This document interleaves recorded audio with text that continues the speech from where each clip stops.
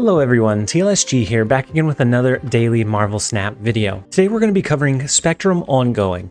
We're going to be covering it all the way from Pool 1 to Pool 2, what upgrades you can make to make it viable in Pool 2, and then into Pool 3, how you can continue to tweak and update this deck so that it can become viable in Pool 3 as well. And so starting with Pool 1, Spectrum Ongoing is going to be pretty decent. It has a pretty high roll. But with this list across all of the pools, the main thing is going to be patience. You're not always going to draw into the best combo pieces, and so you need to snap whenever you have the advantage. You need to kind of tactically retreat whenever you don't, and being able to assess when it's the right time to do those things, it kind of comes with time. But quickly running through our Pool 1 deck. So in Pool 1, we don't have enough ongoing resources that are low cost and efficient, so we start sprinkling in some regular cards. And Angela is going to be a great card to keep up with tempo. She continues to buff up over time. We can throw our Nightcrawler in that lane. And in Pool 1, we don't have to worry about Killmonger plays. And so our Nightcrawler and Ant-Man should be uncontested, besides maybe an Elektra. And then the rest of the deck, besides our Jessica Jones, focuses around the ongoing cards. Now with this list, you typically want to focus into 1 or 2 lanes. Maybe you throw Namor into a lane by himself. If you throw Claw into the lane to the left of him, that's going to give that lane another 6 power, so it becomes a 16 power lane, which is much more formidable.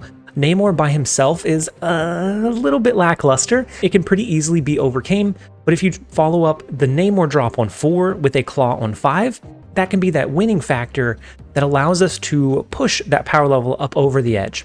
But the early game, you typically want to focus in maybe 1 or 2 lanes. On turn 4, you'll generally, if you have either Jessica Jones or Namor in your hand, you'll want to drop one of those into a lane.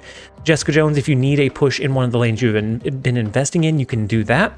Or you can drop her in a lane by herself, similar to Namor. And then on 5, supporting with a Claw if you have him, if not, filling in some of the spaces with your low-cost cards, and then capping it out on turn 6 with a Spectrum drop to buff all of our ongoing cards.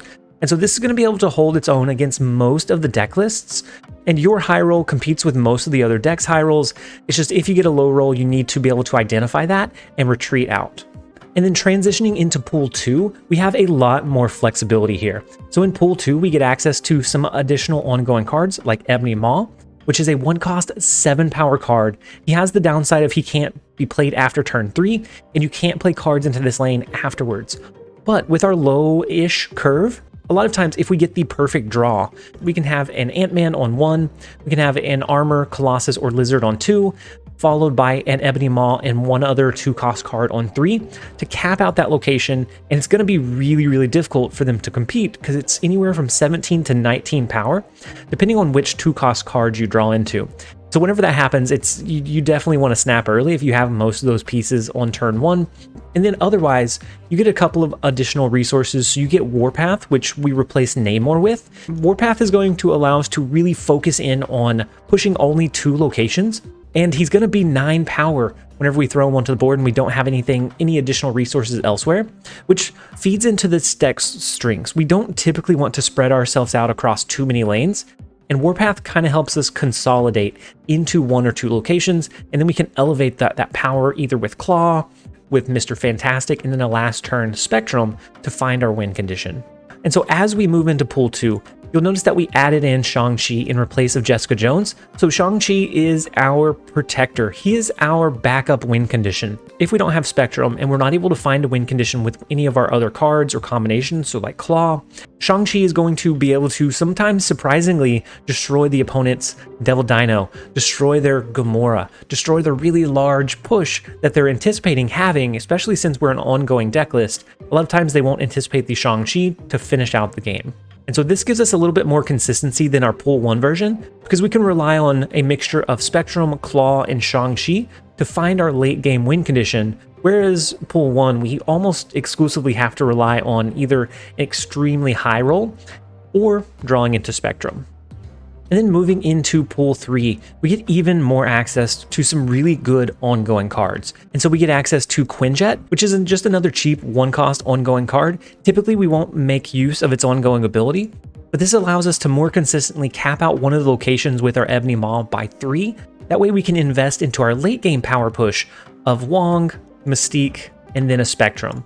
Because if we can do that, Spectrum is going to trigger 4 times because the Wong will trigger it twice. Mystique will copy the Wong's ability and trigger it another 2 times. And so 4 times triggers is going to make sure that we win the lane that we push all of our low-cost ongoing cards into. And then Wong and Mystique are going to receive the buff from Spectrum each time she triggers because they are ongoing cards as well. And so this gives us a much higher high roll, but it is really, really reliant on drawing into a combination of your Wong and your Spectrum. Now, you do have some kind of sneaky components. You have Goose. This makes it where the opponent cannot drop a 4, 5, or 6 cost card in the lane. And then that takes away a lot of their big power push sometimes. Sometimes that alone will force the opponent into not having that win condition or that push that they need into whatever lane we drop Goose into. Invisible Woman is a great one to hide our Spectrum, our ongoing cards, to kind of surprise the opponent on that last turn. We have Mojo as a fantastic way to either encourage the opponent to not cap out a location, or if they do, we get an additional 6 power on him, which is huge. And so with this list, you'll notice that the curve of our ongoing cards is incredibly low. That's because our ideal turn 4, 5, and 6 drop is going to be Wong on 4 into maybe a Mystique and a 2-cost card on 5, and then capping out the location with a Spectrum on 6. If we don't have Mystique but we have Wong, we can go Wong, Iron Man, Spectrum all into the same lane to get a really good power push in the Wong lane, as well as whatever we dropped our resources into early. And then next we have a little bit of a hybrid. So it turns out a lot of ongoing cards work really, really well with Spectrum. And so things like Armor protect your lane from whenever Destroyer triggers. Something like Cosmo will stop your Destroyer from triggering, allowing you to drop Destroyer into that lane and you keep the upside of the other locations. We have Professor X as a way to lock down a location, and then we can either throw Spectrum or Destroyer on the board. With Professor X, if it does successfully lock down and win a location, then Destroyer can come in and we don't have to worry about it destroying the cards in the Professor X lane.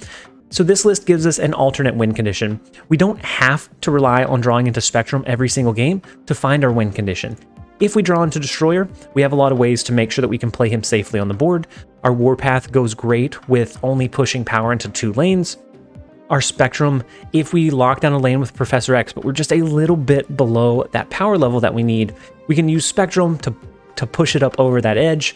A lot of times we'll have one of the other lanes locked down with something like an Ant-Man, Goose, Mojo, and Colossus, or Warpath. To find our win condition there, Goose is going to restrict them from what they're going to be able to drop and how big the cards they can drop there are. So this list runs very similarly to your Pool 1 and Pool 2 list, in that you want to focus your cards and your ongoing cards into 1 or 2 lanes until you have a clear win condition, whether that be your Professor X into your Destroyer, your Professor X into Spectrum, your Iron Man into Spectrum. You have a lot of kind of play around potential with this version of this list. And so as you get to some of the pieces, kind of taking them and factoring them in, this one is going to be a much easier to attain version, because all you really need is Goose, Mojo, and then Destroyer. And if you get Destroyer before any of these 2, you can always sub in a couple of the other cards. If you get Invisible Woman, you can use that. You can use Lizard pretty decently as well in place of Goose or Mojo. You can put some of your low-cost ongoing cards to be able to do a very budget version of this list, and it becomes pretty competitive pretty quickly. And that is how you can run Spectrum ongoing from Pool 1 all the way to Pool 3. Let me know what you thought about the structure of this video and not having the flat gameplay commentary, but just having the gameplay throughout my deck explanations. If you like that, make sure to let me know in the comment below, and if you didn't, let me know as well. I hope that you guys enjoyed the video. As always, this has been TLSG. Later, guys.